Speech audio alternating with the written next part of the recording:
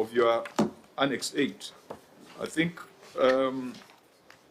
row number 2, row number 3, row number 2, or Jande Enterprises, financial year is 2018. Amount outstanding is at 1.2 million. Row number 3, Cloud9 Cleaning Limited, financial year 2017. Maintenance of Nyangor Wadore Road. Amount outstanding is 687,800. The concern of the Auditor General is that you have debt that is older than should be still in your books. You are paid 59 million, but in your schedule, we are still seeing outstanding debt of 2017 and 2018. So that is a question whether your 59 million prioritized the older debt on a first charge basis. And your officers should be able to just summarize and tell us how that debt has moved, having paid 59. Chair, the 59, you'll find it's most current. The older debt in relation to previous audit question number 5, most of those old debts supporting documentations are quite lacking. They're not, some majority of them are not verifiable. And we'll see some are going from 2015, 2017, 2018, 2019. So most current for the 59. So why are you carrying it as debt when it is not verifiable? When the courts gave you the leeway to use internal audit and whatever processes to establish your real stock of debt, when the accrual reporting now recognizes debt in your, I think debt now goes in your what's the name of this statement? In the statement of financial position. It is now taken as a liability. It goes into your balance sheet. In the past, it was just a disclosure. So why would you bring into your balance sheet numbers that are not verifiable? What is your plan to verify and close and say, this we shall pay, this we shall not pay? I know the amounts are not very huge compared to what we have been seeing in other counties, but there needs to be a commitment. We've got a pending bills committee that is examining all these debts, and we are waiting a report, particularly on these old debts, because as you rightly point out, their verifiability is in question, and some of them, you know, the creditors are demanding but without documents, but some of them the creditors are not demanding. But I think we need to undertake a scrutiny that is accurate and conclusive, and that's why we formed a pending bills committee to deal with this matter, and its work has not been concluded. Did it have a definite timeline? Yeah, but we are hoping that, you know, in the next 2 months we'll complete the exercise. Auditor General, this is something that you can look at. When we see the percentages, I think to be fair to the entity, we have seen cases where debt over 3 years sometimes is 60% of the total debt stock, which tells you that they are doing nothing to settle, they are doing nothing to verify. So I think this, because that's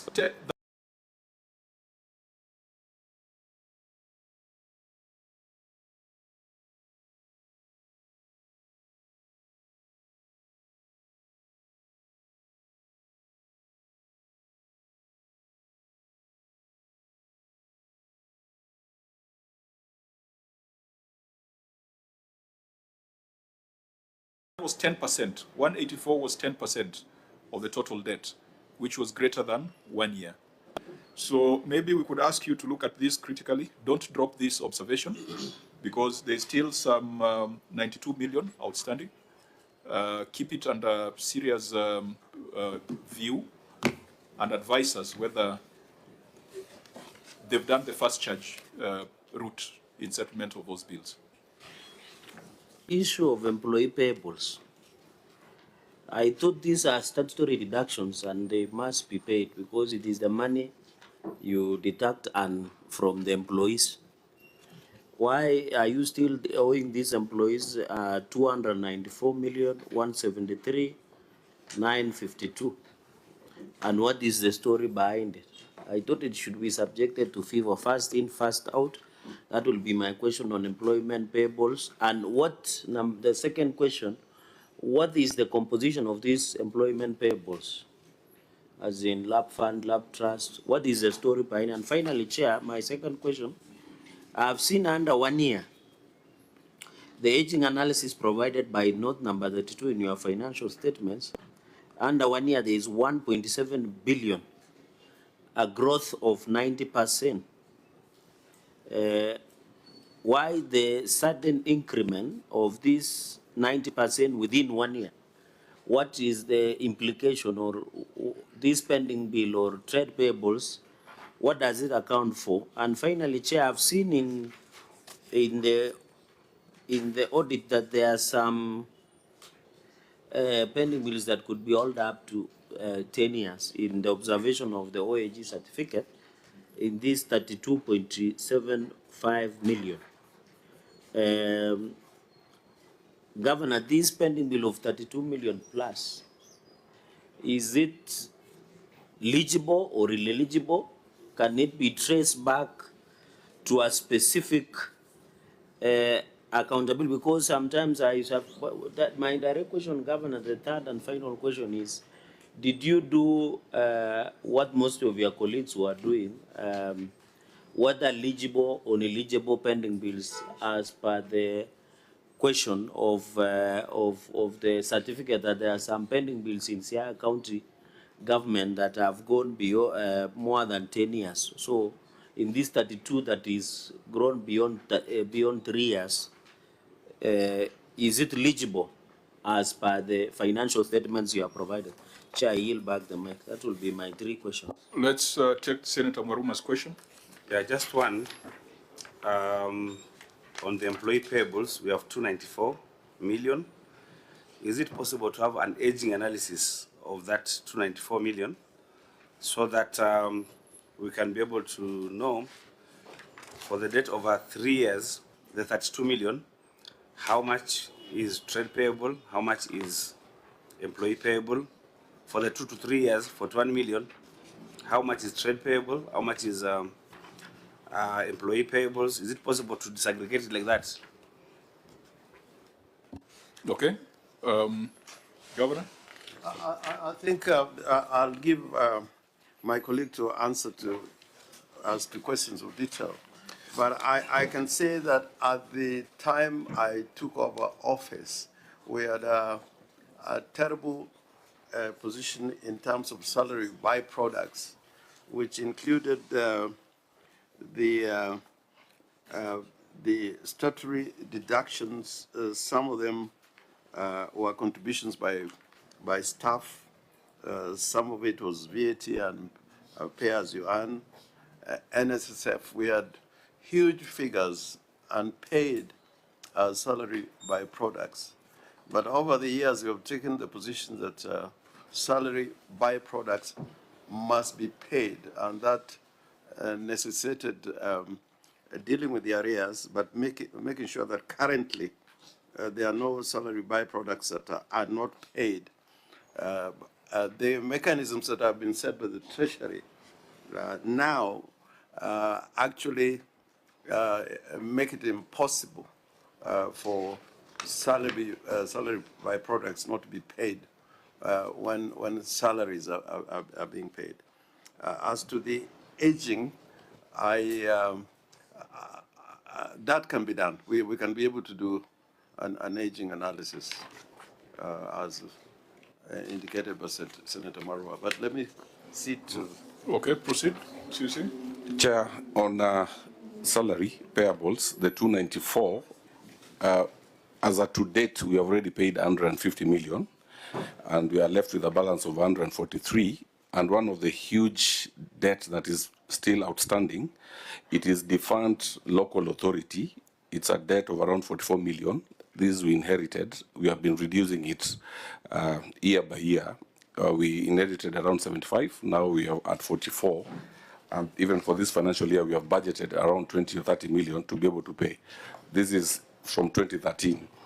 And then for pension, as Governor had mentioned earlier, we had inherited huge debt in pensions, which now, even this financial year, we have reduced this debt up by 45 million, to 45 million, which was 74.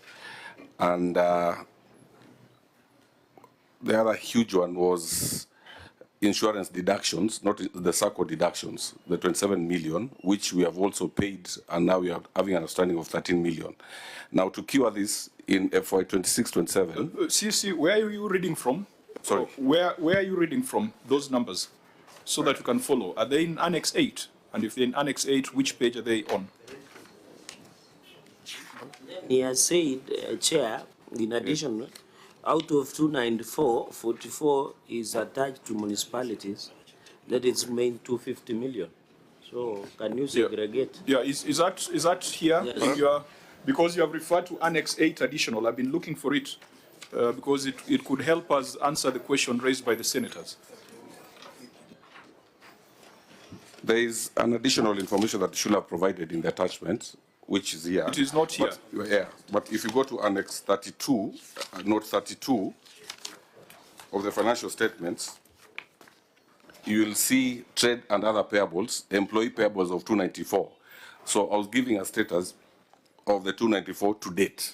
Yeah, that's okay. Yeah. That 294, you have paid some. You are remaining with a balance of 143. Yeah. We just wanted to get visibility on the makeup of that outstanding 143. Are they deductions that you have made and you have not remitted, or are you dealing with past obligations? That's just what we want to establish. We have dealt with the past obligations, and some of them currently are being dealt with. Did you say that 44 million is from the local authorities? The fund local authority, the 44 million, yes. 44 million. 44 million. But That's paid or outstanding? Outstanding. Outstanding. Yes. When you look at debt over 3 years, it's 32 million. How do you reconcile the two numbers in the aging analysis? Okay.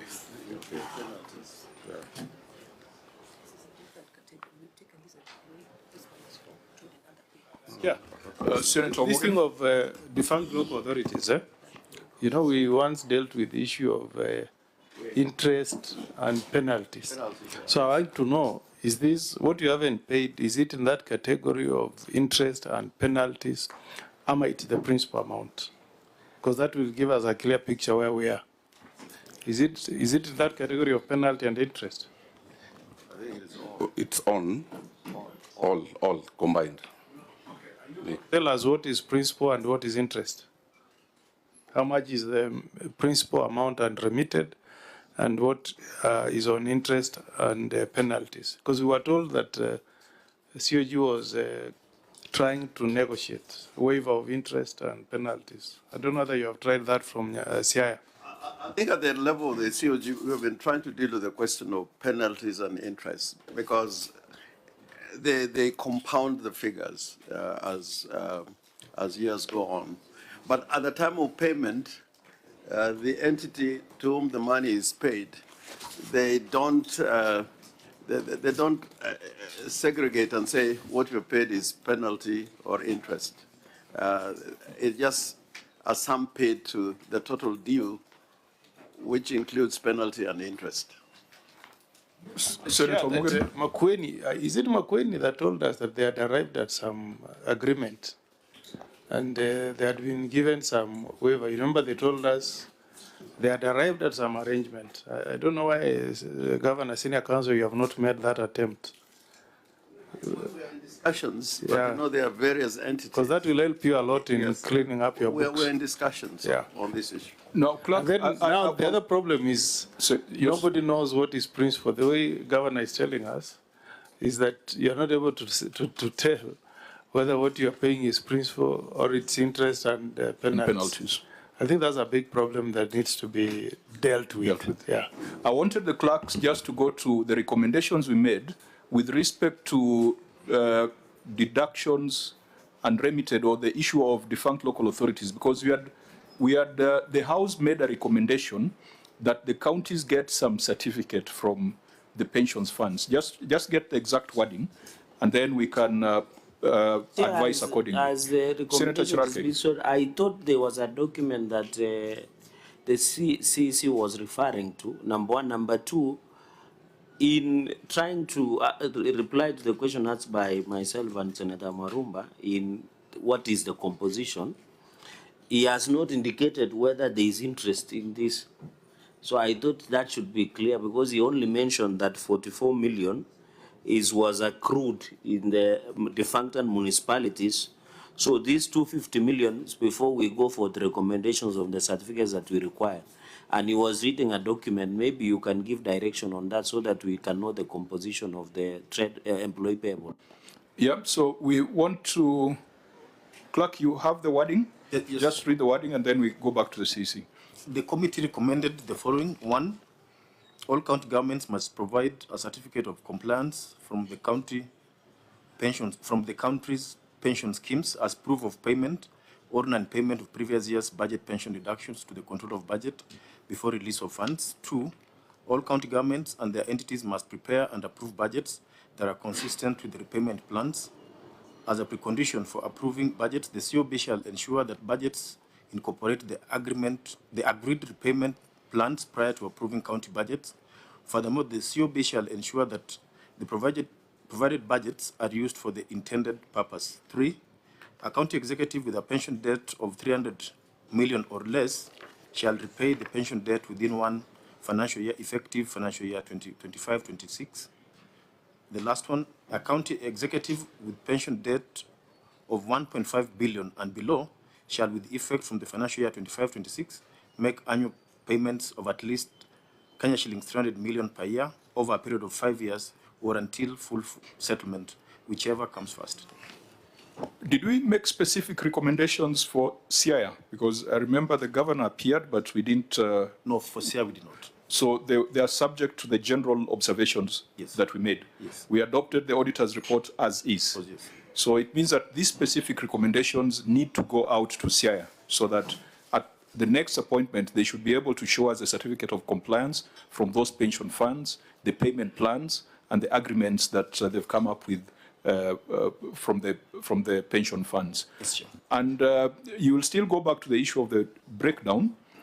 The question raised by Senator Mogany is, it's a double-edged sword, because that interest has been factored in the actuarial valuation in the pension funds.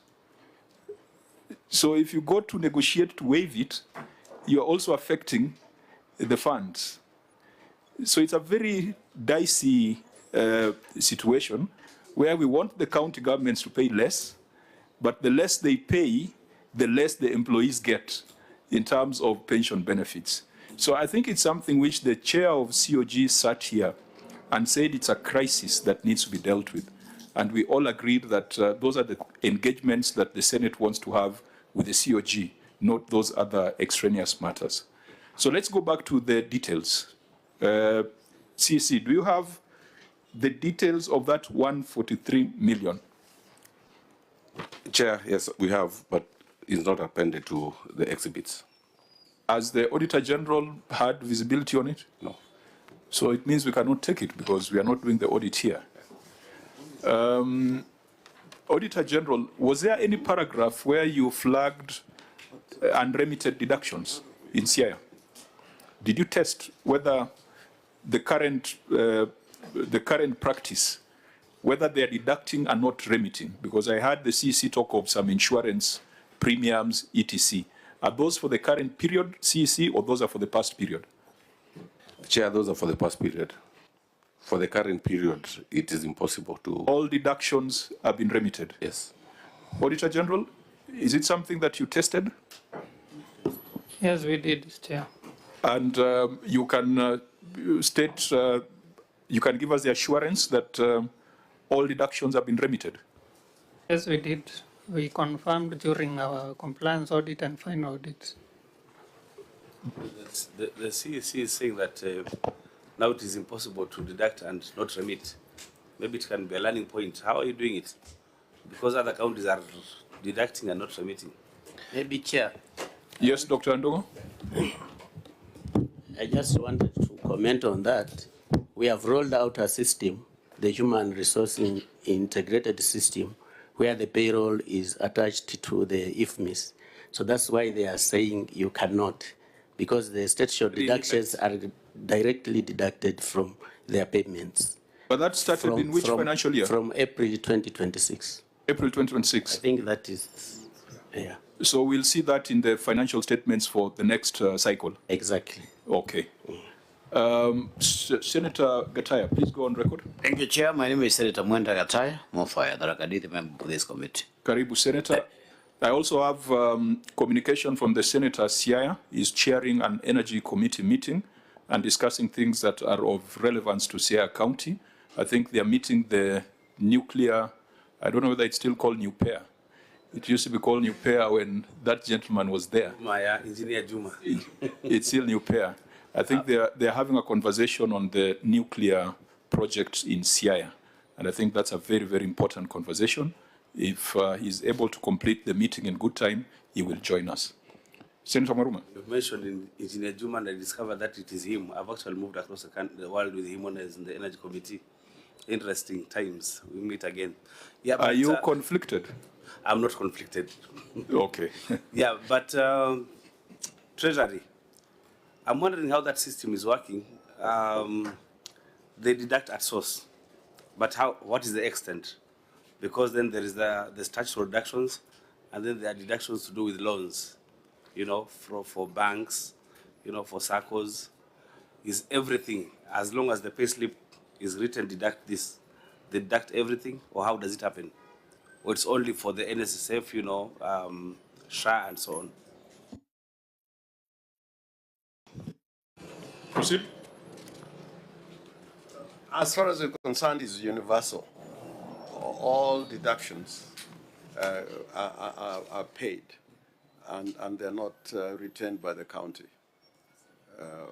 And we started that before the Treasury directions were made, because we had a big problem with these salary byproducts, and staff were not very happy about it. So we said we must pay the deductions at the time when they're due. You pay the entire salary and the deductions. For example, if it's in a bank, a contributory entity is with a particular bank, then that money goes to that bank directly. Okay, Auditor General, keep this in view because the next year that the CC is offering, we cannot take it at this point if you have not looked at it. Senator Chiraki. The governor did not respond on this under 1 year of an increase of 90%, 1.7 billion. He didn't give us a clarity. Although on the employee payables, all of us agreed that this was money that was already deducted, budgeted for and deducted.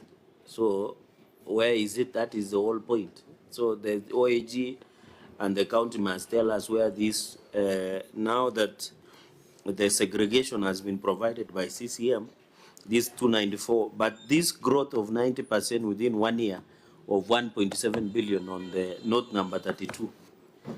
What is the composition, Governor? Governor, did you get the question? I still don't get the question. I apologize. Let me rephrase your question. Governor, Senator, and the principal of Linda Mwananchi, let me repeat. Order. We have the governor of Siaya.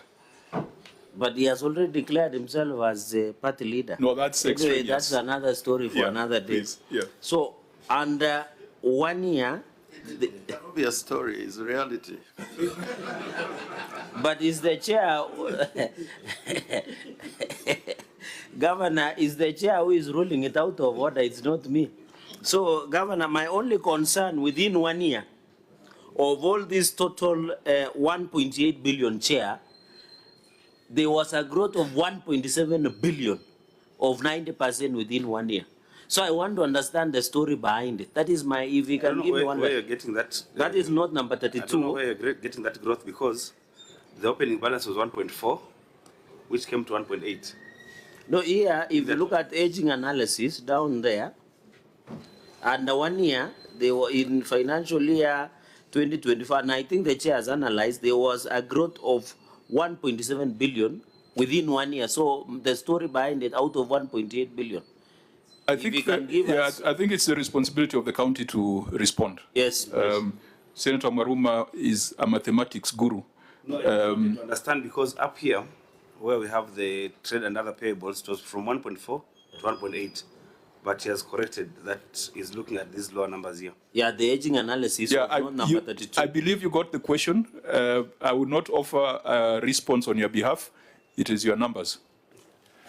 Chair, if you look at note 32, page 33, the 1.4 is for 1st July 2024, and then at the end of that year, 1.8 billion. And then the aging analysis, we are not analyzing 1.4, we are analyzing 1.8. Now, the makeup of the 90% is 1.7 out of the 1.8. Now, what is the driver for this 1.7? For FY that year, you find... Chair, Can we establish whether that is growth or that is composition? Chair, that is composition. What is the composition of the 1.8? If you Fine, see the so total, it is not a 90% growth. It is not a 90% growth. Why is it difficult to provide that So, explanation? but in the analysis, it says under 1 year. Chair, Yeah. can you look? Under 1 year, it was 90%, a growth of 1.7. The years have been given there. Total tied above is 1.8. So I really want to know the composition. It is them who have done the analysis, although I'm aware that somebody who did was not in good standing. But the point I'm trying to make is why this growth? That is my only concern. Okay. Because if the governor can tell us he was doing a project or something that created that exponential growth, then if there is a proof to that, we leave it there, Chair. And it is their own documents. Fine. Can you respond? I think in the document speaks for itself, and I cannot do any better. When documents speak for it themselves, explanations do not add anything to it. My understanding is composition, like under 1 year, debt of 1.7 billion was 90% of the total sum of 1.8 billion. It was not growth. So, Governor, what is through the chair? What is the composition of this 1.7? Yeah, the question is, Senator Maruma? We did not pay 1.7 billion. Yes, within 1 year. Under 1 year. What is it? Is it salary arrears that delayed? What is it? Why accumulate a pending bill of 1.7 billion? That is what Senator Charagi is asking. Is it delayed exchequer that then after June 30th, you're able to pay? You know that explanation. I think my vice chair is giving leading answers. I don't know where he should sit with us or sit with the governor. I'm confused. But Chair, I think the point is making, although he's leading the governor to maybe all the clutching straw as he drowns, by telling him it could be salary. So the composition, because the governor, remember in your documents, you have indicated through the chair that he has a payment plan. So we want to know under this 1 year, if you had a payment plan and you have not paid in one single year 1.7 billion, what is the story behind it? Thank you, Chair. I think that's fair. You can make reference to the annexures that are before us. I don't think none of the questions from these senators is idle, so you have a responsibility to respond to them.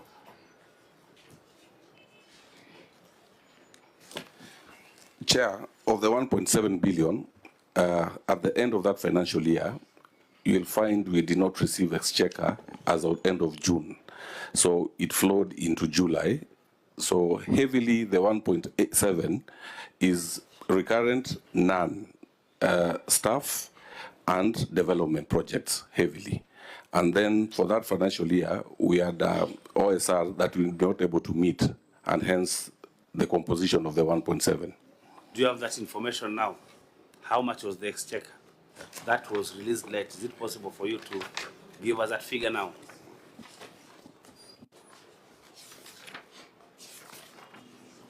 Proof that movement, because even if it was released at the cutoff of the end of financial year, there must be a view, because it's your money. The fact that the cutoff was the end, so where is it? Because, Chair, I can see a number of projects which we had linked with your earlier question on the issue of development projects, and he says part of the composition includes the projects.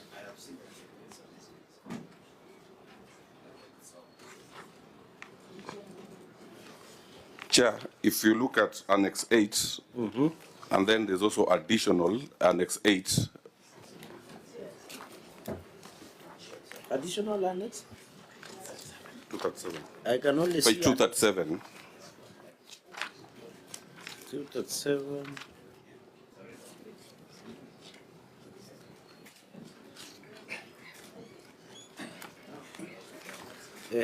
We are there.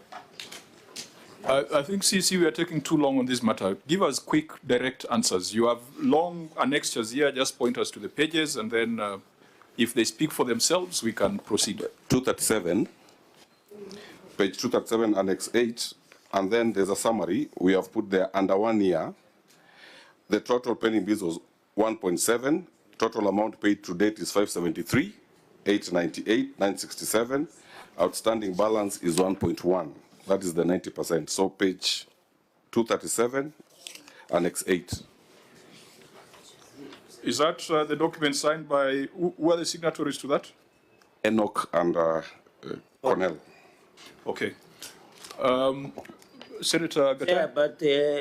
just a minute, Senator Gattai. We thought we could attend a very serious business with Liason, the two of us with Joe. We can represent you now that you are chair as well. Okay, I could grant you leave to deal with that, and you can leave at your convenience. Thank you, Chair. Okay, Senator. You could have Cherargei. also thanked Maruma for induction. Senator Cherargei. So, Chair, so that is why, you know, I don't know whether since CC his term is ending tomorrow, because in your presentation, you had said you owe 44 million municipalities, but here in the documents, and I think, Chair, that is why it was important, because if you see it is 50 million here. His document, page 237. Chair, that's why you were insisting to him that he should refer to something, because when he was answering us with Maruma, he says the function was 44 million, which I know that. But when you go to the document, just in passing, yes, it is 50,895,163.7. That was salary arrears for defunct and local authority, which forms part of employee payables. So, CC. So what I think what we can do on this particular matter, 90% of the debt was current. 10% of the debt was older than 1 year. Some of it has been settled. Auditor General, please keep this in view and let us know whether this 1 billion, the 90%, was settled in the year under review, or it has graduated to the next age band. If it has graduated to the next age band, then we'll have a problem. But debt within 1 year is fairly manageable. I think we have seen situations where some counties come here with debt older than 1 year, making up 60 or 70% of their total debt stock. So we can allow the Auditor General to look at this, scrutinize it thoroughly. Auditor, give us an assurance that when it comes to deductions, there are no deductions that are made and are not remitted to the statutory bodies. I think it's something that I believe is within the scope of the audit that you are doing currently. That is true, Chair. It was one of our subject matters during our audit, and it is still our subject matter. We are checking that all statutory deductions are being remitted in time. And if indeed we find any this time loud, we are still going to report on it. Thank you, Chair. So members, Senator Maruma, finally? Yeah. On what Senator Cherargei was referring to, you know, the 50.98 million, there's a figure down there. That amount paid is 6.5. I think that's how you're getting the 44 million. The only issue that is still pending is that when we get 44 million, it is not tying up with the figure of 32 million. They are varying. So we need to know which is which. Okay, so let's keep this matter in view. Let's proceed to the other cross-cutting matter, because the third one is just the debt to revenue ratio, which stood at what percentage, Auditor General? Chair, the ratio stood at 27%. Against a baseline of? Against 20%.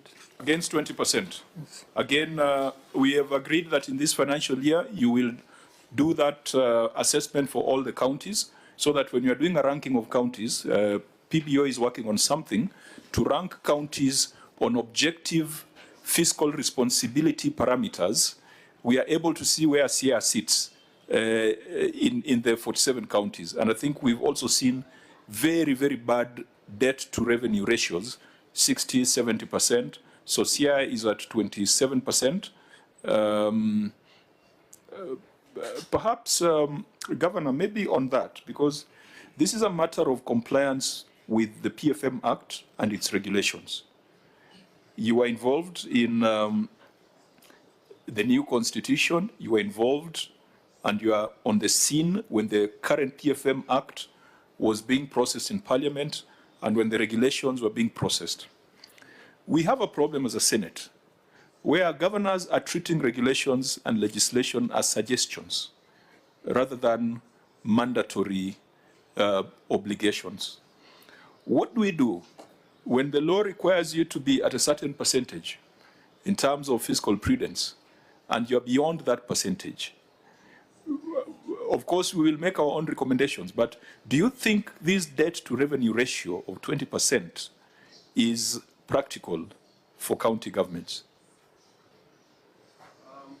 I don't think it is practical, but at the same time, you know, if you expand the ratio, then the question of governance as to management of debt will be a little bit more complicated. So I think it is better to keep to the law as it is, instead of trying to expand that ratio for purposes of convenience.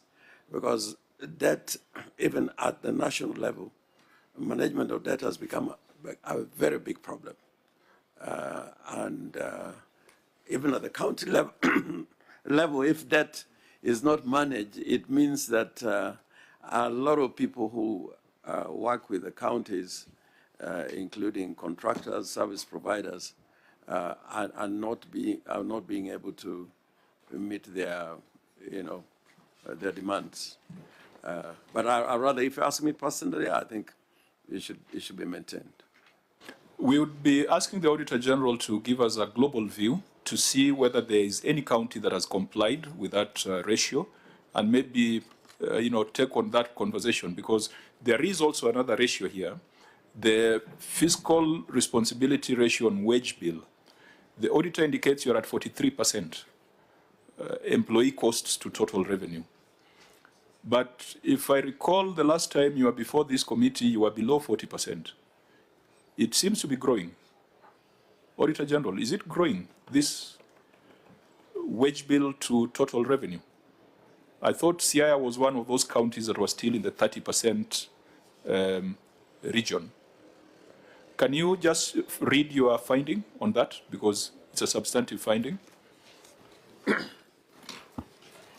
Thank you, Chair. Report on lawfulness, paragraph number 22. Non-compliance with fiscal responsibility on wage bill. The statement of financial performance and as disclosed in note 9 to the financial statement reflects employee cost of Kenya shillings 2,975,810,506, representing 43% of the total receipts. Amount of Kenya shillings 6,958,101,730. This was contrary to Regulation 25(1)(a) and (b) of the Public Finance Management County Governments Regulations 2015, which requires that the county government expenditure on wages and benefits for its public officers shall not exceed 35% of the county government's total revenue. In the circumstances, management was in breach of the law. Governor, what was your response to that? Yeah, maybe I needed your guidance because looking for basis for qualified and accurate in compensation of employees and reconcile salary arraignment payments and supported payment for insurance, the one you have indicated, why don't we combine all so that we handle on lawfulness and effectiveness, because all of them are related to the issue of employee compensation. Yeah, we'll deal with the HR issues. This then is the entry point. Okay. Let's get the governor's response. Governor. Thank you. The county government of Siaya acknowledges the Auditor General's observations regarding the wage bill as a percentage of revenue. The county takes fiscal responsibility requirements under the Public Finance Management Act and the Public Finance Management County Government Regulations 2015 seriously and provides the following clarification on the computation and compliance status. Clarification on the applicable... sorry, Governor, which page in your document? I'm on page 40. I don't know whether I got it wrong. Paragraph 22. Okay. Yes, paragraph 22. Clarification on the applicable revenue base, which is Regulation 25, Sub-Regulation 1A and B of the Public Finance Management County Government's Regulations 2015, requires the county government's expenditure on wages and benefits for its public officers shall not exceed 35% of the county government's total revenue. The audit computation used total receipts of Kenya shillings 6.9 billion as the denominator, resulting in a wage bill ratio of 43%. However, the appropriate and consistent basis for measuring compliance with the fiscal responsibility principle on the wage bill, as applied in the county fiscal strategy paper and the budget preparation, is the approved budget revenue for the financial year. Using the approved budgeted revenue of Kenya shillings 9.6 billion as the denominator provides the accurate and policy consistent measure of the wage bill ratio as demonstrated below. Wage bill ratio computation, the county government's wage bill for the financial year 2024-2025 is computed as follows. Wage bill ratio is equal to the total employee costs divided by approved budgeted revenue times 100, which is equal to 2.9 odd billion. And that results into a 30% ratio. At the beginning of the financial year, the wage bill to budgeted revenue ratio stood at 33%.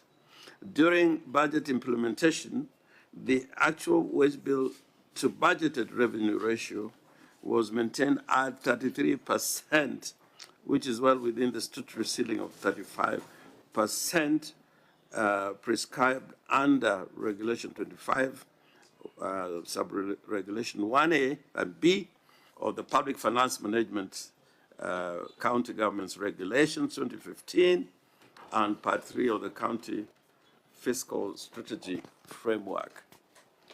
I come to the compliance with the fiscal responsibility principle.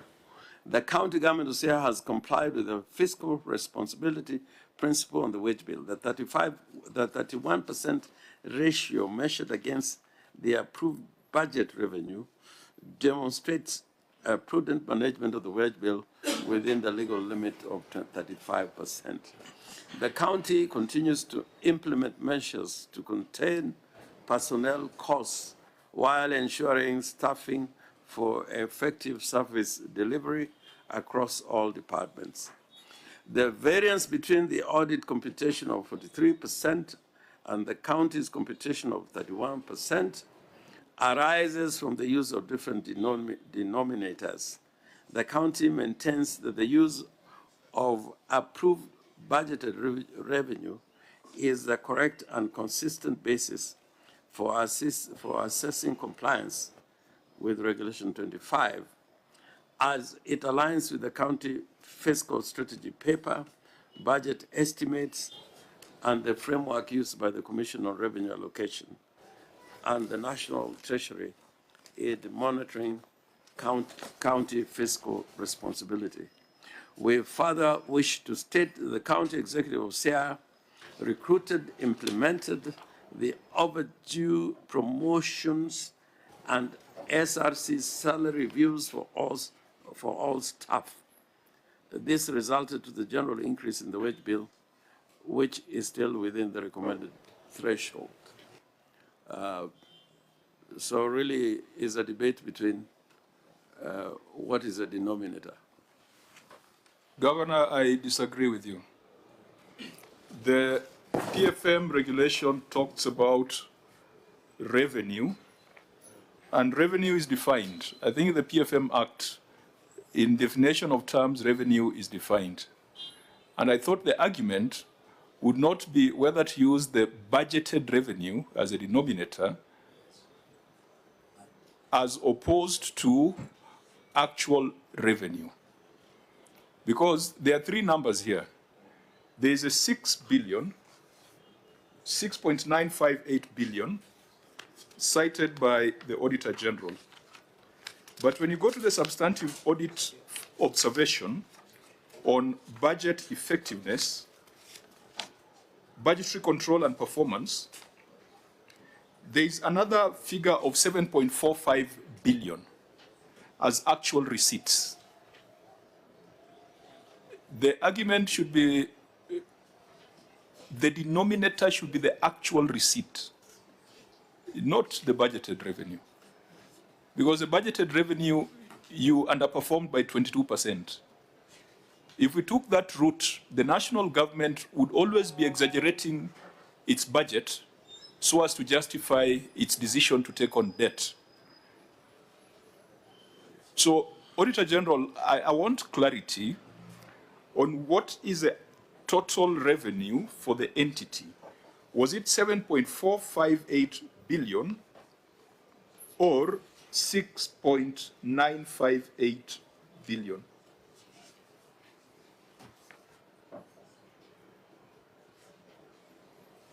Your observation under budgetary control and performance, maybe just read it, budgetary control and performance.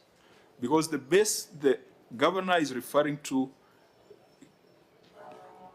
cannot be the base, cannot be the denominator for computing the fiscal responsibility.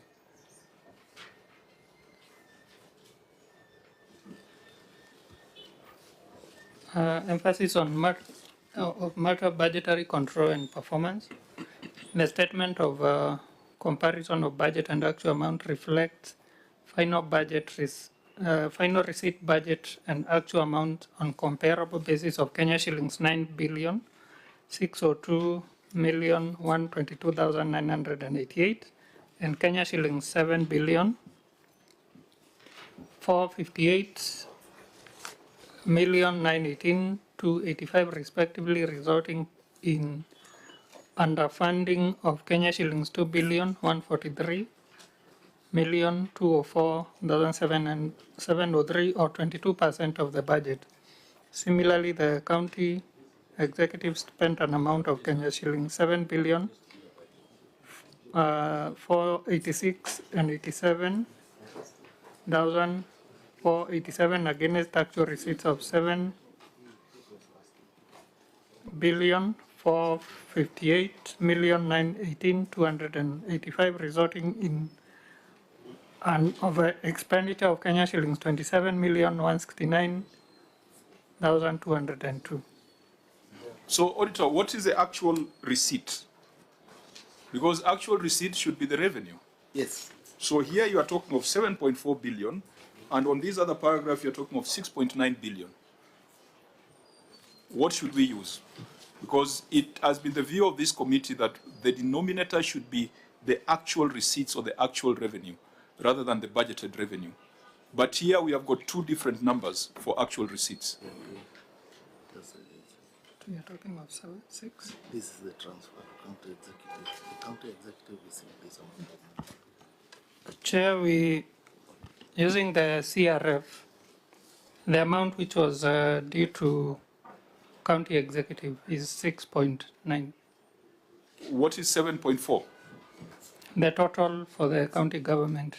Yes, it's the county government of Siaya. And I think the base should be the total receipts rather than some partial amount. Because clerks, if you check on the definition of revenue in the PFM Act or regulations, what does it say?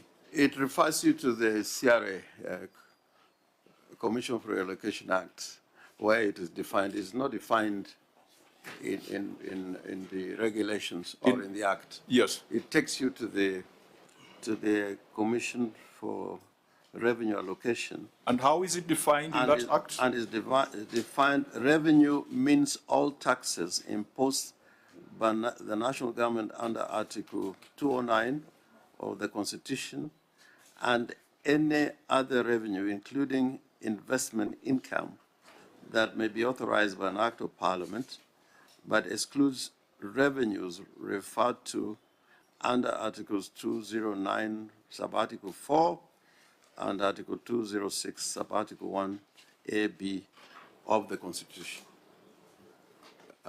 So it is not offering any clarity on the issue. You know, Chair, Senator Mormo? the law can be unclear, although people say the law is very clear. But there's nothing as unclear as the law. And that's why we go to appellate courts and the Supreme Court. You know, numbers are very clear. If transfers from CRF, not 6, is 6.9, auditor, 6.9, transfers from CRF, not 6, of your statements. And then here you say, in emphasis of matter, budgetary control and performance, that the budget is 9.6, actual amounts are 7.4. Where is 7.4 coming from? You said for the total for the county government. County government, do you mean the executive and the assembly, or what do you mean by county government? Total receipts for county government.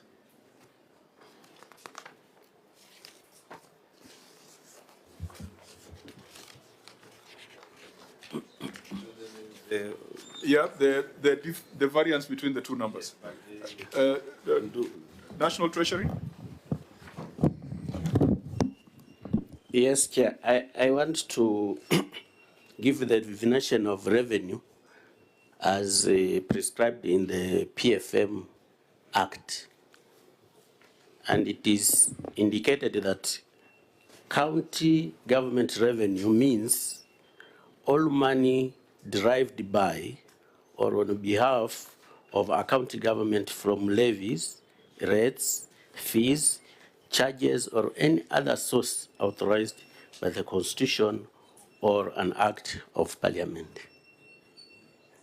So I agree with you that the ratio should be on what the county received. And then in the regulations, it provides further clarity and says, for the avoidance of doubt, the revenue referred to shall not include revenues that accrue from extractive natural resources, including as oil and coal. So, I mean, Governor Orengo is, has made landmark, you know, interpretations in the courts and even on the floor of the House. But on this, in terms of revenue, the Senate is guided by the total revenue, the total receipts, rather than the budgeted revenue. If you went budgeted revenue approach, the national government or county governments can do a lot of mischief, because all they need to do is to overstate their budgets, then borrow, and then they underperform by 50%. in terms of raising of revenue, and then they will tell you, no, we are still okay because it was as per budget. So, Auditor, the only challenge we are throwing your way is that those two numbers must tie. The base that you are using for fiscal responsibility should be the same base you are using for budget performance, for analysis of budget performance. But whatever the case, even if we use that 7 billion, you are at 39.9%, which is still above the 35%. And even if you use the same base, because you have the same argument on the debt to revenue ratio, it's still slightly above the 20%. You are not too far off because we have outliers. We have counties. A county was here which was at 67% on that particular indicator. But please keep an eye on it so that it does not grow. And don't look for a favorable explanation for the growth. Just keep an eye on it. I want to concede from what the Treasury has read out from the county, from the Public Finance Management Act, as to what is county government revenue. I think the definition is more akin to what you're saying, Chair, as opposed to what I was saying earlier. When the law is clear, it is wrong to try and manipulate it. So we stand directed on that issue. Okay, Senator Cherargei had proposed that we look at the HR issues all at once, and we've got very limited time. We've got non-adherence to approved staff establishment, lack of human resource plans and policies, employees without personal numbers, unsupported recruitment of employees, failure to provide staff appointment and posting documents,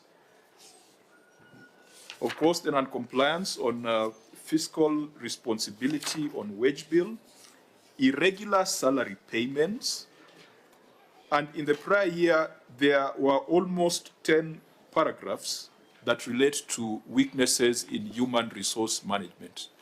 HR is a regulated profession, just like accountancy, just like law, just like procurement. Do we have the director HR in the delegation, Governor? Chair, in addition, apart from irregular, there is also unreconciled salary arrears, payments, inaccuracies, and also this issue of insurance. Because the CC Finance had mentioned something about insurance. So okay. I think it's around 10 issues. So insurance could be more of procurement. Yeah. But do you have the HR director in the delegation? As we said earlier, we are holding professionals to account. HR is a regulated profession. The HR director of a county must be a member of a professional body. And if you've got 10 paragraphs on HR weaknesses, it tells you that there is some professional failure somewhere. Governor? Unfortunately, our HR director has been unwell and ailing over a long period of time. But I have the chief officer in charge of governance and several people in the department, the payroll manager, and many other people in the department. And the county public service board is here also. Yeah, we wanted to establish professional responsibility, the same way we did with the accountants. First of all, we deal with the professionals and ask them where they are failing in ensuring that the human resource, which really is the biggest resource you have in the county, why it would be mismanaged to have all these issues. But of the issues that you cited, Auditor General, are there anywhere you have found an explanation that is satisfactory on the HR issues, so that we deal with the ones that are still outstanding? So starting with non-adherence to approved staff establishment? Not yet, Chair. That is still outstanding? Yes. Who has responsibility for coming up with the staff establishment? Is it the County Public Service Board? Is it the executive?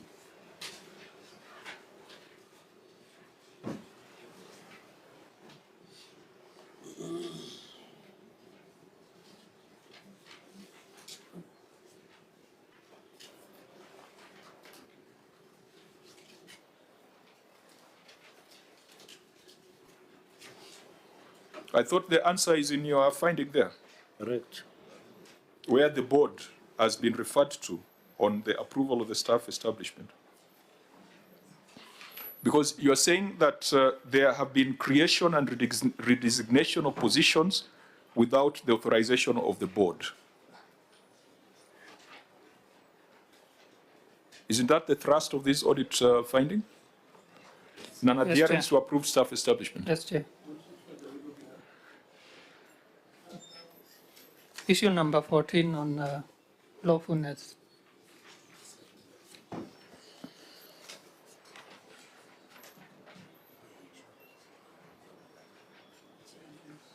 So do we have an approved staff? Do we have an approved staff establishment that the board has signed off? I think someone introduced themselves as the chair of the County Public Service Board. Sergeant at Arms, please provide the mic.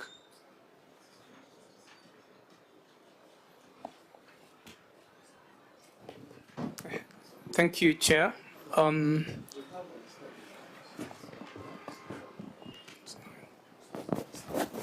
Sorry, Chair. On the enlisted issues on HR, the Public Service Board will respond to non-adherence, lack of human resource policies, and the last one is unsupported recruitment of employees, Chair.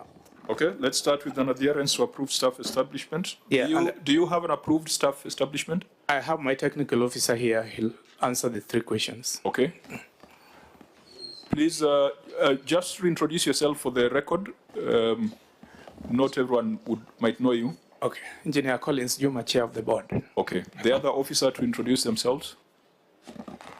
Oh, my name is Wilfred Nyagudi. Okay. Can you, we have the written responses here, but we must be in the house at 2:30. So we just want to get a general overview. Unless, Governor, you prefer we go through the written responses. We just want to get a feel whether this matter has been addressed. If it's not addressed, then we ask the Auditor General to look at it in the substantive audit. So the first question was, your staff establishment, is it approved, and when was it approved? Thank you, Chair. We do have an approved and authorized staff establishment, which was approved by the County Assembly, and it is under Annex 24. And so if you have an approved staff establishment, yes, is it a fact that there are 273 excess staff? Chair, it is job group in job group A, and 14 excess staff in job group B, as flagged by the Auditor General. Chair, thank you very much. The truth of the matter is that, as already been discussed here, in our establishment we have officers who are from the defunct local authority, who were previously on scales but not job groups. So these officers were largely in job group A and B, and they were inherited by the county government from the defunct local authority. These officers in our payroll, they do not appear with the designations that we currently use in the public service. So in the year 2013, an annex is also provided under Annex 24. The county government public service board attempted to rationalize their designations and job groups so that they could match the designations and job groups, and even that appears on our database. So in so doing, a report was done, but we later realized that this particular group of staff are protected by their CBAs, which did not allow variation of their pay or designation to their disadvantage. So most of them were given job groups and titles that were personal to themselves, and they've been transiting services with these protected packages. So these 200 and 76, and the 15 in job group A and 15 in job group B are people who came from the defunct local authority, and the issues have been historical. To add on to that. Now, you see your written response is a full page and a half. Yes. So I thought that your oral response would be shorter. You sound like you are going through what we are trying to avoid. That's the summary. What your officer is describing is that there is a problem that you are trying to solve. Have you solved it, or it's a matter that the Auditor General can keep in view? Because if it is solved, then you tell us this is the solution. If there are challenges in solving it, then you tell us so that the Auditor General does not mark this as resolved. The Auditor General can deal with it in the substantive audit. So, is it solved, or is it work in progress? It is work in progress. So do you want us to discuss how many steps you have taken and how many steps are outstanding, or we can ask the Auditor General to deal with that? I think it would be neater for us to ask the Auditor General to review this alongside the payroll audit that the Auditor General had conducted, I think 1 or 2 years back. OAG?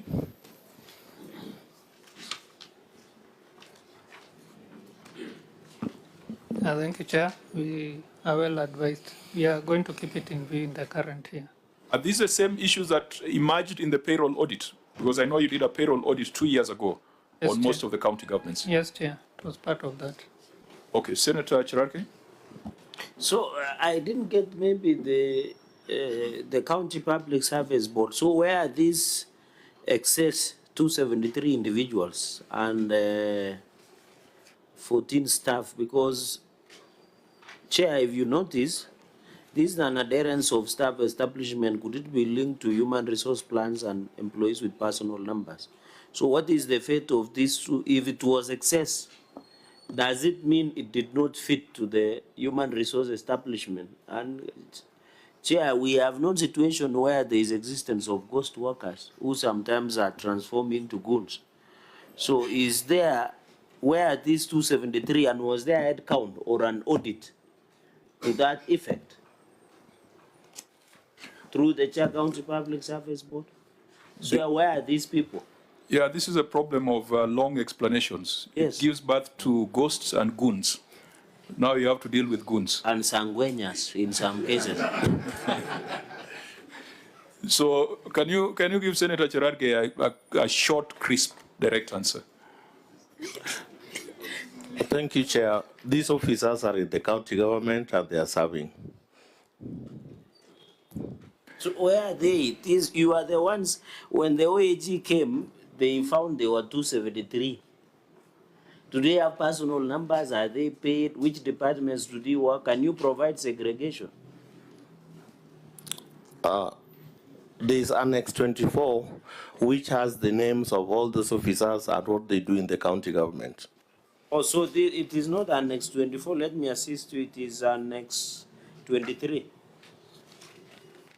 24 is something else. What's the accurate annexure? This talks about the fact and local authority staff sustainability.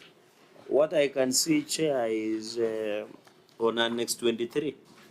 Is it Annex 23? Officer, what is the correct annex? Or is it 24? This one on defunctant. Defunct local authority. So these were members, sorry, that is 24. So the 273 are here. Yes. And you have indicated, what is this report about? Sorry, Chair, for taking long, because you have said did not attend due to various reasons, has been observed by County Assembly. Others you have said is on 3-year study leave. Others is did not attend. Why did they not attend? So does it mean they exist? Because if you are saying, Chair, if you look at this report that has been provided, employees who did not attend suitability interviews. So these who did not attend suitability interviews, what is their fate? One, you have said a number have been observed by county assembly. Others are on study leave. Others did not attend this suitability interview. I think there are a number of them. I think, how many are they? It has not been numbered. Even clerks, market attendant. So what is the fate of those who did not attend the interviews? Chair, that report is about stuff that the county government inherited from the defunct local authority. That is why you are seeing the designations are not matching the current designations we have in public service. So in an effort to rationalize their terms and conditions of service, the board undertook a suitability interview, taking into consideration their qualifications and where they could be placed. So that is the report. Sorry, Chair, you know you should do it with military precision. I just need a very specific answer. So they did not attend, they were fired? No, they were not fired. Where are they? They are working in the county government. But they didn't attend suitability interviews? Because they're already serving in the service. Why were you demanding that they attend the suitability interview? For them, for the board to rationalize their engagement. How did you rationalize without having them to appear before you? Yeah, maybe, Chair, they need to tell us if it was optional and if there was a penalty if you don't attend. Yes. Number two, because for this query to go, you must give us an indication on when you will resolve this. Yeah, a timeline. Is it how many months, how many years? I think it should be months. When are you going to make sure that there is adherence to an already existing staff establishment? In addition to the Vice Chair comment, in fact, in your report, you have said of total 355 employees of defunct and local authorities were invited for suitability interviews. Only 308 appeared for suitability interviews. Was it optional? And where is that memo to show that it was optional? Chair, as I've already explained, you cannot alter the terms and conditions of an officer without their consent. Now, in so doing, the board sought to rationalize the terms and conditions of service of these people. And I said because of some legal bottlenecks, the implementation of that report did not take place. It was an effort we were taking to ensure that their qualifications and designations matches the designations in the public service. Now, members, when you look at the time, yes, we will not make a lot of progress because the other alternative would be for the governor to read his written responses in full so that all those questions are addressed. But time will not allow us. We've got about 6 paragraphs that touch on policy, and practice.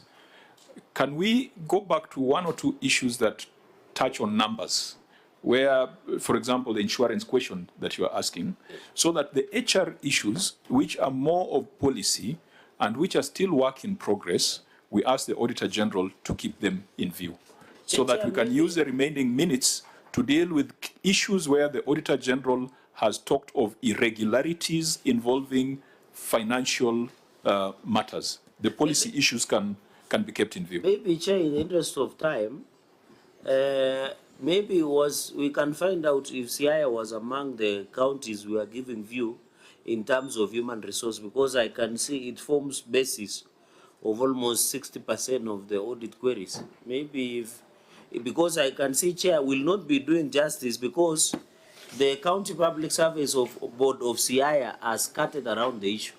Because we really want to know where these 273 are. Because if the County Public Service Board would give us a precise answer, we would just leave it there. But you can see has gone ahead under Annex 24 to even talk of something you are not aware of, legal bottlenecks, which is not the explanation that was given to justify the excess of 273 employees. Senator Muruma? There's this one also, Chair, paragraph 16 on page 11, where we have some employees without personal numbers. Is it related? Yeah, what would what is the reason for employees not having personal numbers?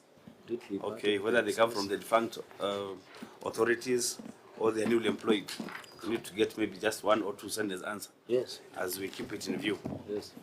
Okay. If you can say that, we leave it there. This one of employees without UPN. 449 employees. Can I ask the country secretary? Yes, please. Be very precise. Thank you, Chair. In around February, SIA was running 2 payrolls, which was the one on high risk for employees with UPN and for manual employees who did not have UPN. From then on, the Cabinet took a position that we only work on a payroll with all employees, and so we embarked on a system to ensure all our employees now have UPN. Since, as per Friday last week, we have had all our employees being processed for UPN, a total of 1,332 who did not have a UPN number. We have got about 90% of them who now have numbers, and we are now integrating them into payroll. We have also additionally engaged also our casuals, who are a special category, who are also going to get payroll numbers as allowed by the high-risk system. So in short, all our employees now are working, and we're working quite closely with the Ministry of Public Service to ensure that we are aligned to the Treasury and the Public Service. Auditor General, can you confirm that in your verification that is the case? You had cited 449 without UPN.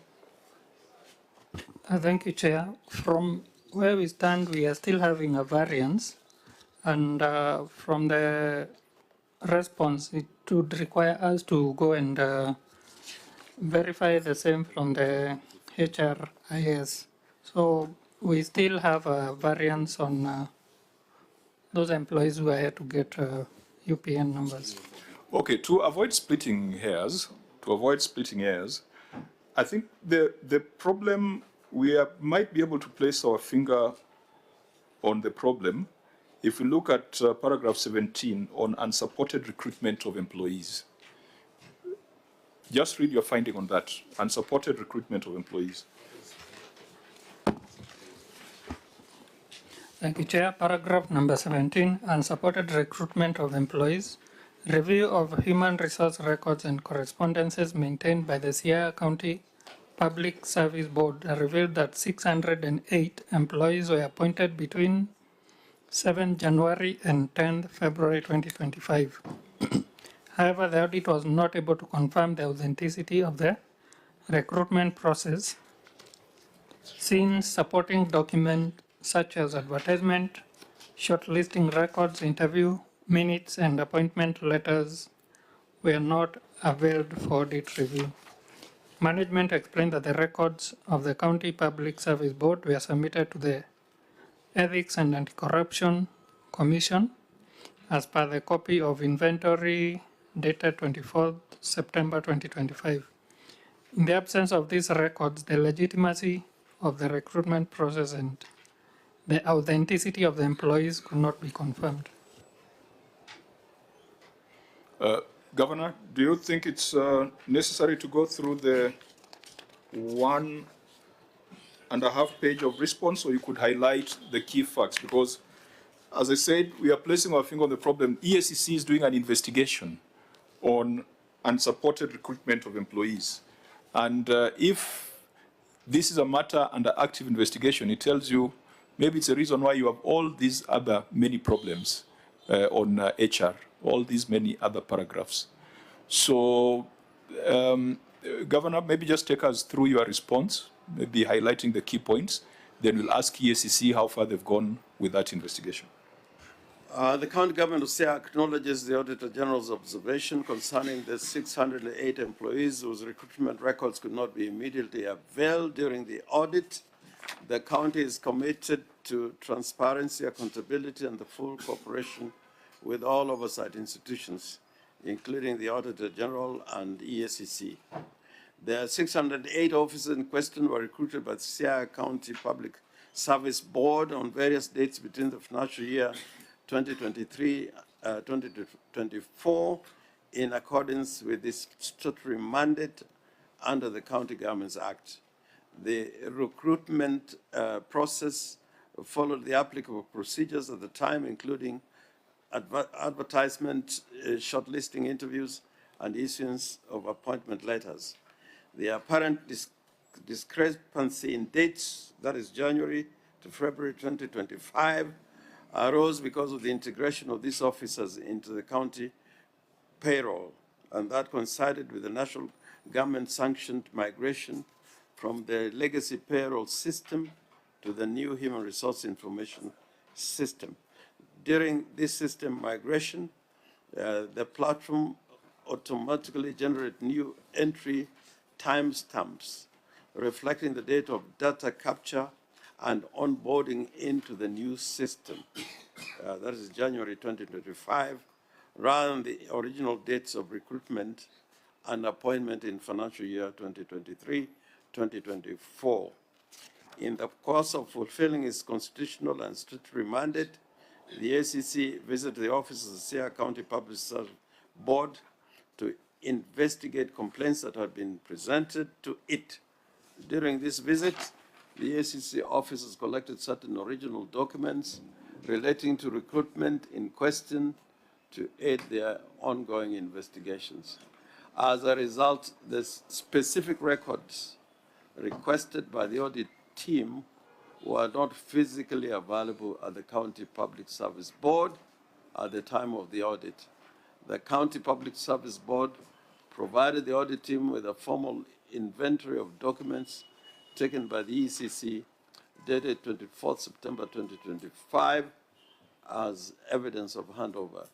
The county government and the County Public Service Board have fully cooperated with the ECC investigation and continue to do so. The county remains ready to facilitate access to any records still in its possession or to support the retrieval of records from the ACC where legally permissible to enable the audit process to be concluded satisfactorily. The recruitment of 608 officers was undertaken by the County Public Service Board, which is legally mandated body responsible for the appointment in the County Public Service under Section 59 of the County Government Act. The board followed the prescribed procedures for recruitment, including public advertisement vacancies, shortlisting of candidates, conduct of interviews, and issuance of appointment letters to successful candidates. In the absence of certain original records during the audit, was duly due to their lawful handover to the ECC for investigations. The files are currently with the ECC, and the Annexure 27 is an inventory of documents taken by the ECC dated 24 September 2025. And I just want to say in summary, if this matter is kept in view and fully scrutinized, I think it can be resolved. By the way it looks at the moment with documents not being fully in the hands of the county, it would not be easy for us to establish the audit query. But I can assure the committee that we are on the right side of the law insofar as these recruitments are concerned. So EACC, you are investigating something related to this matter of unsupported recruitment. What is the update? Yes, thank you, Chair. I've confirmed with our Central Nyanza Regional Office, which covers Kisumu, Siaya, and Vihiga counties, and this matter is still under investigation. It is at an advanced stage. Because these documents were handed over on the 24th of September, 2025. So it's almost 1 year down the line. The question is, I know we didn't put it in law, but if it's establishing whether employees were properly recruited, do you need a year to do the investigations? I mean, let's just be honest. Some of these things, it causes uncertainty and a lot of anxiety when EACC is holding records, and it means that it gives them a blank check to come any other time to raid and to ask for additional documents. How do we address this thing of an elastic investigation? Yeah, thank you, Chair. Before maybe Christine answers. Okay. Isn't it possible for EACC to photocopy the documents and certify them and return the other documents so that the other government agencies really can use them, like for auditing? Because September 25th is about the time that auditing is going on. Maybe before EACC, you know, Chair, this is under investigation. I think whether regularly or irregularly the 608 employees were employed is until after investigations have been done.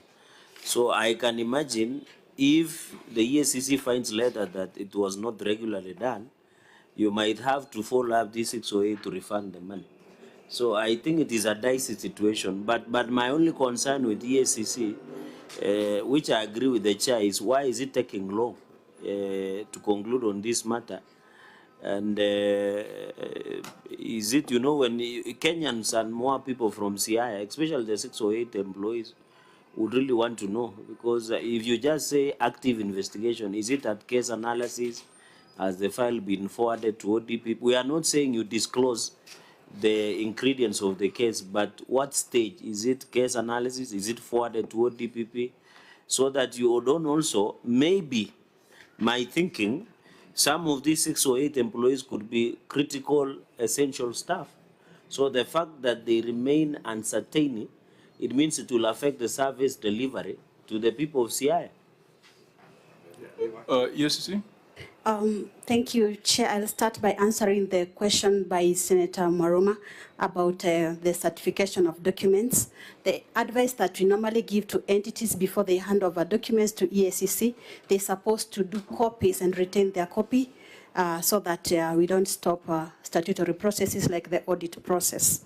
On the question of how long it takes, when I say a matter is under active investigation, I mean that maybe interviews have been recorded, not to disclose much, not at analysis. The investigation is already ongoing, and we are trying our best to fast-track the process so that we finalize this investigation and forward the matter to DPP. Thank you.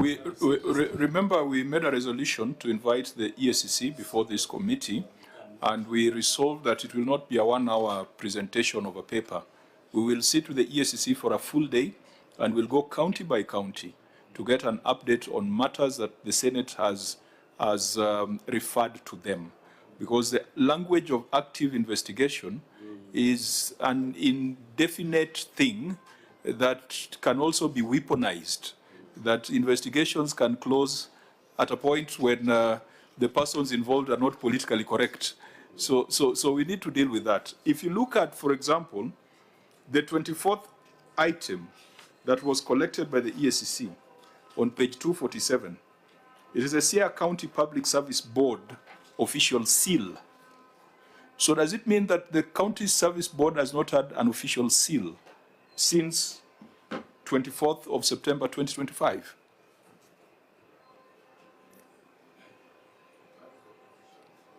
Can you give him the microphone?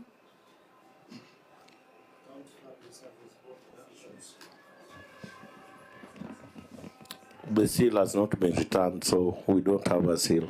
How does that affect your functions? Of course, we've not been undertaking functions that requires a seal. What are those functions that require a seal?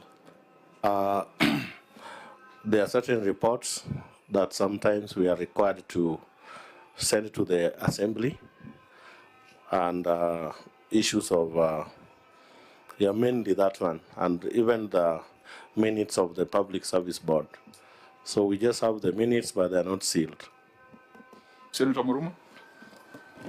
Yeah, Chair, I'm just following up on the response by Christine that they advise the entities to photocopy the documents before they cut them away. Auditors, are you able to use photocopy documents from the entities? I don't think so. Certified? No, not certified. they photocopy and decertify. I think it is easier, you photocopy, or it's neater, ESCC photocopies and certifies, then leaves the original documents for the other entities. Yeah, not the other way around. That you entities, now CIA, photocopy and remain with the documents, then they go with the originals. I thought it is neater that you photocopy as ESCC, you certify, cut away what you have certified, then leave the original documents with the entity. How would they do with the seal? How will they photocopy the seal? The seal. You know, it's a problem. It's without getting into the substance of the investigations, there is a problem here. If you've confiscated the seal from September last year, then even if you direct the board to take certain actions that require the seal, they'll not be able to undertake it. How do we strike that balance between investigations and also enabling the institutions to function? Governor? Oh, sorry, Senator Charity. I have a big problem with the ECC. If I could enumerate the many documents they've taken away, not in relation even to this matter, going many years, I think you'll be amazed. I think it's a matter of as a matter of public duty, ECC should be doing speedy but accurate investigations. Because like this matter, so long as it's in the public domain that 605 employees were recruited or employed illegally without an answer from the ECC or prosecution by the NCC or a clean slate from the ECC, it is a public issue, which, as you said, can be weaponized. So I plead with the ECC, and they know the records they have taken from CIA, and it becomes very difficult to undertake some duties and responsibilities when you don't have original documents. And probably what Honorable Maro is saying, certify copies of documents in certain circumstances can even be admitted in court. But to take the entire record from a county, vital records,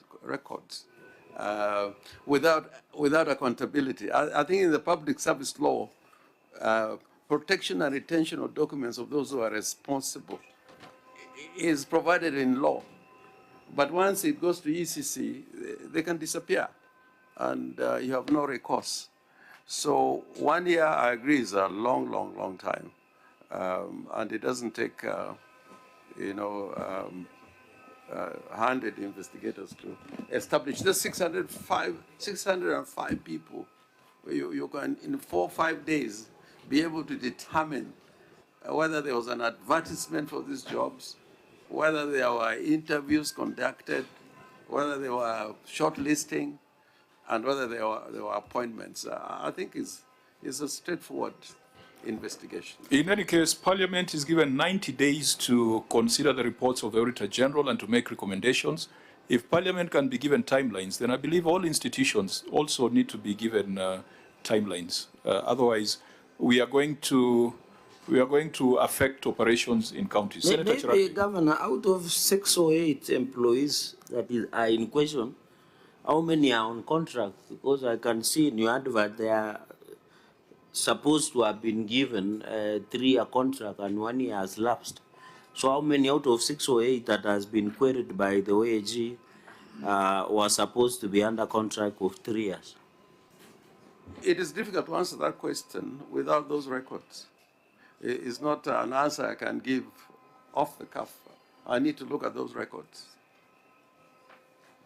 Members, let's do a quick, so these HR issues, it then could indicate that as long as these investigations are ongoing and as long as the auditors don't have visibility of certain records, it will always remain an open audit issue.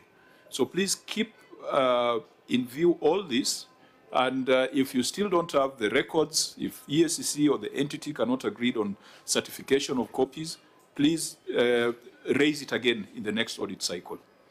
Now, so in HR, which is a regulated profession, we can see that there are issues. In legal, which is another regulated profession, the Auditor General tells us that there are weaknesses in the legal department, where 25 million was paid as legal fees to various firms, but the Auditor General says the county executive did not have a substantive county attorney during the year under review. Governor, has that been fixed? Fixed. The county attorney is here. County attorney, please go on record. You are the evidence to resolve this matter. Can the county attorney be tabled? Chair, I confirm that I am the county attorney. My name is Velma Maumo. When were you appointed? I was appointed on 13th of May, 2026. 13th of May, 2026. That was not too far away. So, Auditor General, you'll confirm that it is a substantive appointment, compliant with, I hope those are not the records that the EACC has. County Public Service Board, how did you recruit a county attorney when your seal is with the EACC? Because this is a position that needs approval of the County Assembly. We appoint a panel. That panel must be approved by the Assembly. Yes, I just want to find out whether these require the seal. The appointment of the county attorney is not done by the County Public Service Board. So it does not require the seal of the Public Service Board? It doesn't. Okay. There were also weaknesses in the internal audit function, where the Auditor General says that the number of employees were far below what is required in the staff establishment, and that the staff in there were not members of professional bodies. Governor, what is the status on that? I think the internal auditor is here. Can I lay her or table her? You can table the internal auditor. Yeah, thank you, Chair. It's true, we have a lean staff. Be upstanding so that we're able to see you. Sorry. Yeah, thank you. It's true we have a lean staff. Sorry, my name is Jenny Fogola, the Director Internal Audit, as well as Secretary to the Audit Committee. We have a few staff, as indicated by the external audit. But we've already done a request. We've shared the same with the governor, and the governor has directed the county secretary. Let me just stop you for the sake of time and go to the specific matter in the audit finding. Information from management indicated that the officers carrying out duties of the internal audit were employed as ward administrators and deployed to the unit, casting doubt on the effectiveness of the unit.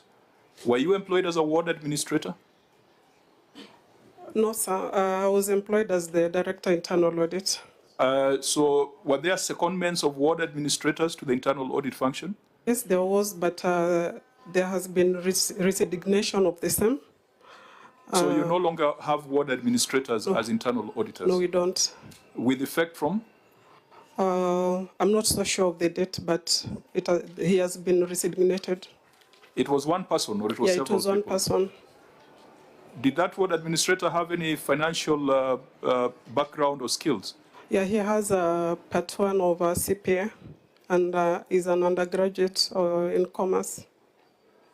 So Auditor General, keep this in view because this is a matter of extreme concern. Internal audit is an extremely important function that you just cannot get a ward administrator hired on completely different competencies coming into internal audit.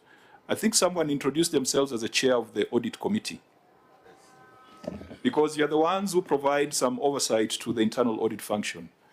Have you approved the charter for internal audit? Yes, Chair. I'm FCPA Bernard Sierro, Chairman of the Audit Committee. I confirm the audit committee is now in place and we oversight the internal audit function. How many of your internal auditors are members of Cpac or the Institute of Internal Auditors? So far, we are two members who are. No, leave alone the board. Leave alone the board. I mean, there's a gazette notice on how it's to be constituted. I'm talking about the technical team, the internal auditors. Is there any of them who's a member of Cpac or a member of the Institute of Internal Auditors? Yeah. Like the director, the director is a qualified accountant and also a member of the internal audit. How many of them have that professional qualification? Because that's the query here. How many are accountants? How many are accountants? In terms of the accountants, I may not have the exact numbers. I think the secretary will be able to communicate on that. But what I know, there's a shortage. They still don't have enough numbers, maybe as will be required for them to fully execute the internal audit function. FCPA, maybe we can learn from you. How do you interface with this report that we are considering as an audit committee of the county executive? Thank you, Chair. Actually, the requirement is, if you look at the PFM Act, the expectation is before the financial report is even submitted to the external auditors, it should pass through the internal audit, then the audit committee is able to look at it. But that has not been happening. I think there's been a weakness on that. What is should? It should, isn't it? You said it should pass through. Yes. So the question is, does it? Not yet, not at the moment, but we are trying to push for that to be happening. Okay. Because I think that's the best practice. It should pass through the internal audit, then internal audit reports to us, because we offer the oversight. You know, we are independent of the county as audit committee members, so that we are able to give some kind of independent opinion or input before it goes now to the external auditor, who is the OAG. But that has been lacking, and I think that's one area we've already discussed, and maybe going forward it should be implemented. We might draw on your experience also to look at the law, because under the PFM Act, there's a county PFM technical working group. Auditor? Yeah. At the county level, there's a technical working group under the PFM Act that is led by the CC Finance. How does it interface with the audit committee? Because you can have all these institutions, but if there are no synergies, then an FCPA will come and tell us what should happen rather than what is happening. I agree with you, Chair. I know there's a lot of work in progress, but we are hopeful that with time, we should move towards what is expected. In this regard, we even had an opportunity to have a meeting with the governor himself, and we've explained this, and we want to believe that moving forward, some of these things should be implemented, especially maybe the period under review. Senator Morumo? Chair, I also want to understand the query. You know, the auditor is querying that the people who are deployed to work as in the internal audit were ward administrators. Did you find out the qualifications for the ward administrators? Because you can have ward admins who are accountants. So is the problem deploying ward admins to the internal audit or the qualifications? Did you check the qualifications? Because one can be a ward admin, but an accountant. Yeah, I think that has been explained by the secretary, who is also the director of the internal audit department. And I believe, of course, for us as a committee, we don't have opportunity to interact with all the staff per se, because we operate largely through the committee meetings. We also have our committee meetings where the top auditors from the department come and present to us. So I may not have the exact view of what you need to have. Is to get the qualifications for the 12 officers working in the internal audit department, because there is that part of qualification and the part of bridging the gap according to the staff establishment. Correct. Auditor General, this is a matter that should be kept in this document, view. I'm sorry, volume 4, there's an exhibit showing the entire establishment for the... Of the internal audit. Yeah, with the qualifications. Yeah. So I think also going forward to have a view that can help the other counties.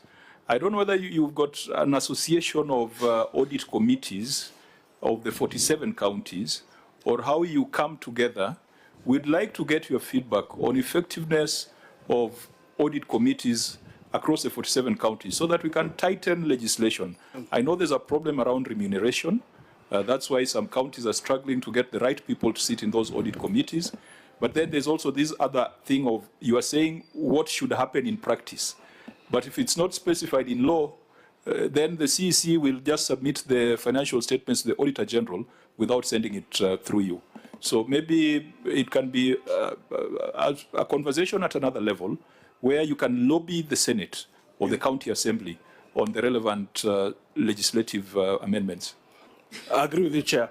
In fact, as a matter of fact, there's an ongoing review of some of these requirements of the PFM Act regarding the internal audit functions, both for the national and the county government, because this is a weakness that has been noted across the board, both at the county level and also at the national level. Okay, Governor, if your internal audit function is working well, these issues of verification of pending bills, issues of HR and verification of your staff, internal audit is able to do some of these things, flag them early so they don't arise when you come to the Senate. Let me, you may have a seat, FCPA. Again, two other issues that are in this report relate to the climate change regulations and climate change funding. The Auditor General indicates that during the period of the audit, Siaya County did not have climate change, did not have regulations under the Climate Change Act.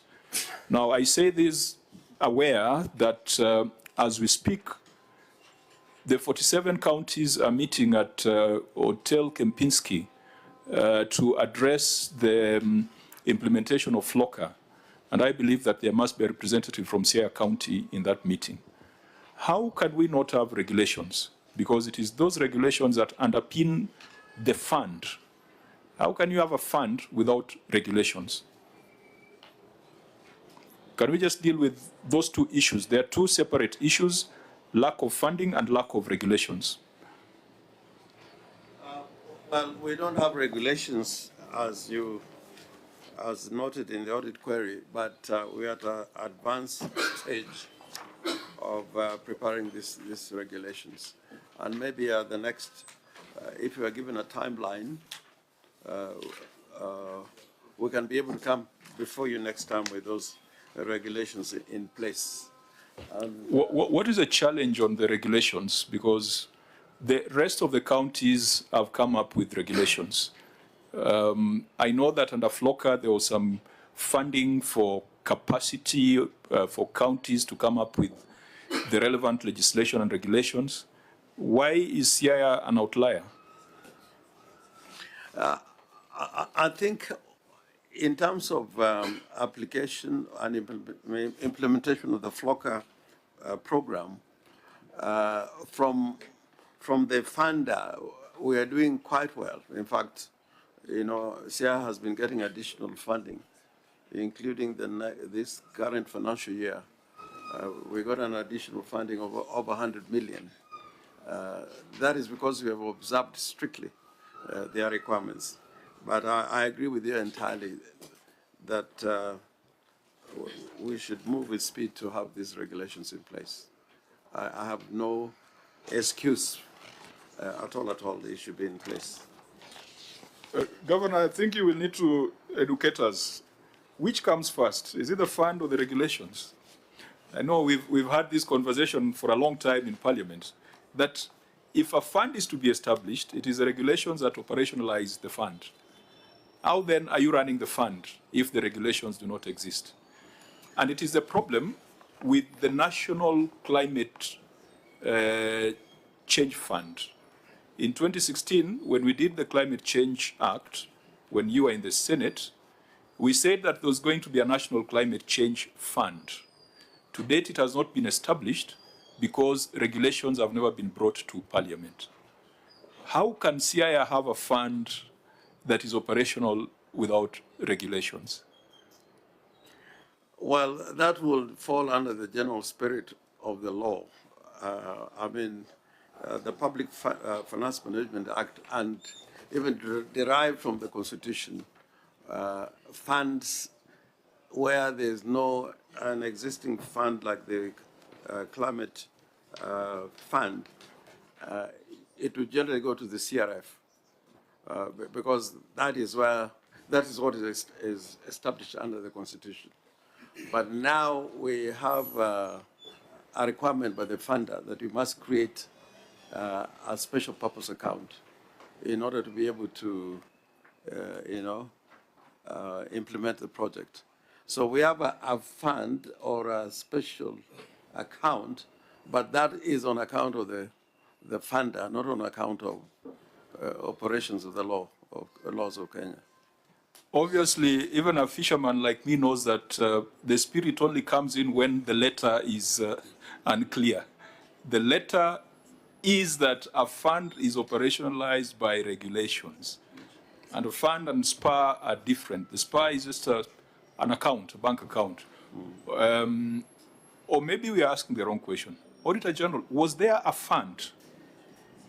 Was there a fund? Actually, there's no fund. There's no fund. Yes, Chair, they do have a fund and we actually audit it. So there's a fund without regulations? Yes. Siaya County Climate Change Fund. Senator Mwaruma. Yeah, Chair, because the act is already there. The Siaya County Climate Change Act of 2021. Now we need to pin the scene on the sinner, because since 2021, the CEC member in charge of climate change was bequeathed to the responsibility of making the regulations, but he or she has not done that. There's a breach of the law. So to mitigate it, I don't know how we need to give some sanctions to that person who dropped the ball, the CEC in charge of climate change, so that we can mitigate on the breach of the law. Yeah, so that was a regulation-making entity. It was a CEC in charge of climate change. But again, control of budget. How do you have a fund established without regulations? Okay, to make a note on that, I don't think whether the controller will approve any money, like the funds, without an act. So I think there is an issue. The act is there, yeah, but the regulations establishing the fund have not been done. She can't be able to authorize the money when the regulations are not there. So Auditor General, there is an issue on that. Can you confirm whether it is a SPA that they are calling a fund, or it is a real fund? Because a fund cannot exist without regulations. And if CI is doing that, then they are grossly in violation of the law. And as Senator Mwaruma says, we need to pin that on the offender. And we must also talk to the National Treasury, the Climate Change Directorate, and ask them why they are making disbursements to a county without a fund. Even though one of the issues here is that the disbursements from FLOCA did not come to the county. Most likely it's because of non-provision of the regulations. Please keep this in view, Auditor General. You can do some depth and control of budget. Please find out whether it is true that a fund exists without regulations. There were a few other things we could have addressed, but we have only 1 minute to our stoppage time. The issues that we have not dealt with can be kept in view. County Assembly would be happy if you could share with us your adoption, the minutes or the Hansard for adoption, because I believe that when you tabled your report, there was some debate on the report, so that we can take into consideration your report, the debate by the members. It can influence or it can help us to come up with our own report on this particular matter. Mheshimiwa Kenyan, that's something you can I think just providing the Hansard is something you can do almost immediately. Yes, it can be done. Okay. But not today. Yeah, I'll make sure that it reaches the office. Yeah, please. Maybe in 7 working days, your clerk can undertake to provide us with that evidence. While the meeting was progressing, I have a copy of a letter dated 28th of July 2026, addressed to the clerk of the Senate with the subject notification of illegal status of George Nying'iro in respect of county financial matters. The letter has been brought to my attention. I've been informed that it was received at the clerk's office yesterday, and it is being processed, and it will be directed to the relevant committee. Once the relevant committee is seized of the matter, I believe the governor would probably get an opportunity to respond to the allegations that are in that letter. We were not able to go into the receiver of revenue statement. Perhaps, again, we'll ask the Auditor General to keep the issues raised in the receiver of revenue statement in view and report on them in the next audit cycle. I would wish that at this point we bring the meeting to a close, and I will ask the chair of the Public Accounts Committee, Siaya County Assembly, do you have any observation now that you had already considered these reports? Thank you, Chair. There are a few things that we talked about the advice on the Cpac. Siaya has got no shortage of Cpac. It's only that the posting, they are there but never been posted. I think that one the governor can make a follow-up on that. This is a recommendation that we had also the same with the auditor and many other things that have been discussed. If you can check on our recommendations, they are almost similar things. We need a better Siaya and not with a lot of complaints the way they are with the auditors. Thank you. Thank you, Chairman. Governor, your closing remarks. I want to thank the committee. It is always a pleasure to appear as an entity that does oversight of counties, and I think we are better placed in running our counties when these issues are discussed in this committee, recommendations given or directions given by the committee. So we'll continue to work together with the Auditor General. I liked the Chair's observations about the internal audit, that many of the issues that come to the fore could actually be dealt with internally if that office is used effectively. So I look forward to the next appearance before the committee. Thank you, Governors. Vice Chair, unless you have any comment, you are not one of those who are saying final meeting. We shall not make reference to whatever is on the order paper. We will be asking Cpac to review the suitability of their members, particularly those in Siaya who prepare financial statements. We will also be asking EACC to provide us with an account on the matters that have been referred to them over the years with regards to Siaya, and we'll expect the CEO of the EACC to appear before this committee. We must address some issues without interfering with investigations, but we must also ensure that investigations do not cripple the operations of counties. We'll ask the Auditor General to keep a number of the matters here in view and report on them substantively in the financial year 2025-2026. We look forward to a day when Siaya will have an unqualified opinion, and it is very possible. It's very possible. If the accountants do the right thing and accrual basis of reporting, it's possible. So that when you come to the Senate, we are dealing with issues of lawfulness, issues of effectiveness, issues of controls, issues of governance. I've seen some issues in this report, variation of tender by 256,000. You know, those are not things that should be coming to the Senate.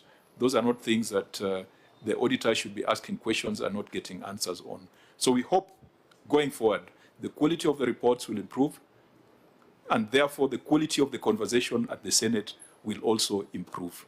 But if we are still looking at small things around variation of contracts, numbers not adding up, then we'll still be stuck in additions and subtractions. I look forward to further engagement with the Siaya County Executive and Siaya County government as a whole. Governor, you left us in the Senate to go and make a difference in Siaya. We wish you well in that pursuit in Siaya County. When I assumed the office of governor, a lot of our reports were advanced.